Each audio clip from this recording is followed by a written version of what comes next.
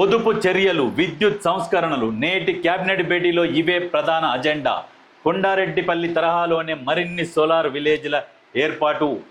అయితే కొండారెడ్డిపల్లిలో ఏదైతే సోలార్ ప్లాంట్లు ఏర్పాటు చేసిర్రో అదే రకంగా మిగతా గ్రామాలలో కావచ్చు, మండలాలలో కావచ్చు, ఇటువంటివి సోలార్ ప్లాంట్లు పెట్టి విద్యుత్తుని ఉత్పత్తి చేసి వాడుకున్నంత వరకు వాడుకొని మిగిలిన విద్యుత్తుని మరి అమ్ముకోవడమా, లేకుంటే మళ్ళీ బ్యాటరీలలో నిల్వ ఉంచుకొని మళ్ళీ తర్వాత వాడుకోవడమా, ఇటువంటివి చేస్తే ప్రభుత్వం మీద కూడా బర్డెన్ తక్కువ పడుతుంది. ఎందుకంటే ప్రభుత్వం కూడా వివిధ రకాల నుంచి పవర్ ప్లాంట్ల నుంచి పవర్ కొంటున్నారు, కొనుగోలు చేసి మళ్ళీ ప్రజలకు ఇస్తున్నారు. కాబట్టి ఇటువంటి బర్డెన్ తక్కువ అవుతుంది.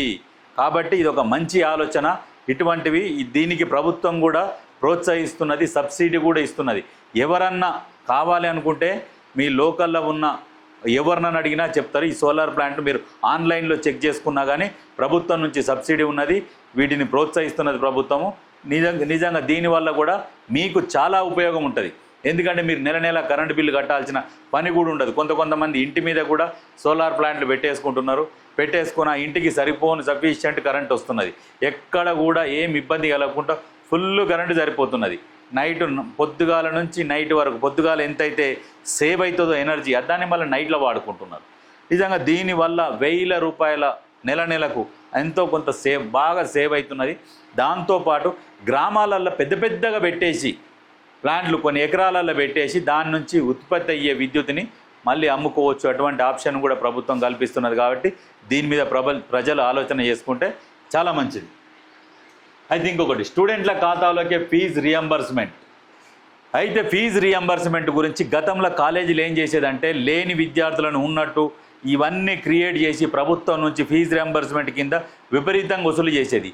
ఇప్పుడు ఏం చేసింది, ఇవన్నీ కత్తిరియాలి, ఇటువంటి అవినీతి ఉండకుండా చేయాలని చెప్పేసి ప్రభుత్వం కూడా ఏం చేసిందంటే డైరెక్ట్ స్టూడెంట్ ఖాతాల్లోకే ఇప్పుడు వాళ్ళ అకౌంట్ నెంబర్ ఉంటుంది, వాళ్ళ అకౌంట్ నెంబర్లకు డైరెక్ట్ ఏది ఫీజు రియంబర్స్మెంట్ అందులోకి వేస్తే అందులో నుంచి కాలేజీకి కడతారు.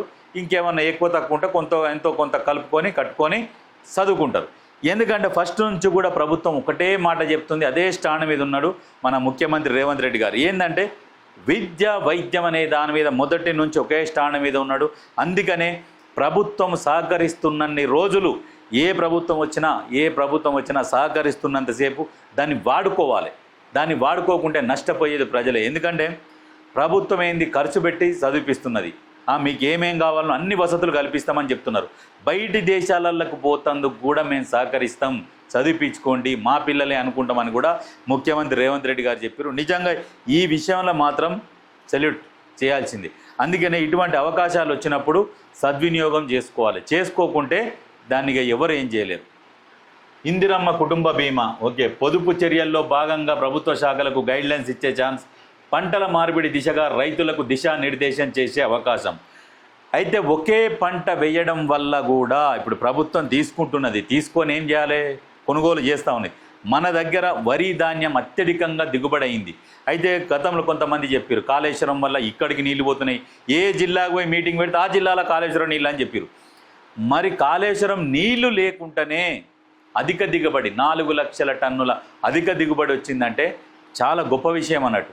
ఇన్ని రోజులు వాళ్ళు గత ప్రభుత్వ పాలనల వట్టి కాకి లెక్కలు చెప్పి కాళేశ్వరం మీద ఇన్ని పంట వండింది, ఇంత దిగుబడి వచ్చిందని సోది ముచ్చట్లు చెప్పారు. కానీ కాళేశ్వరం వల్ల ఎవరికి ఉపయోగం లేదు, ఓన్లీ వాళ్ళ కుటుంబానికి మాత్రమే ఉపయోగం ఉన్నదనేది క్లియర్గా తేటతెల్లమైపోయింది.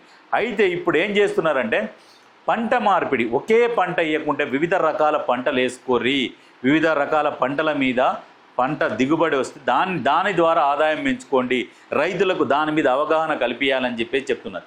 ఎందుకంటే ఒకే పంట కొనాలి, మనం విదేశాలకు మళ్ళీ ఎక్స్పోర్ట్ చేసుకోవాలి, ఎందుకు రకరకాల పంటలు పండించుకొని మనకు అవసరమైనంత వాడుకొని మిగిలింది ప్రభుత్వానికి అమ్మితే బాగుంటుంది.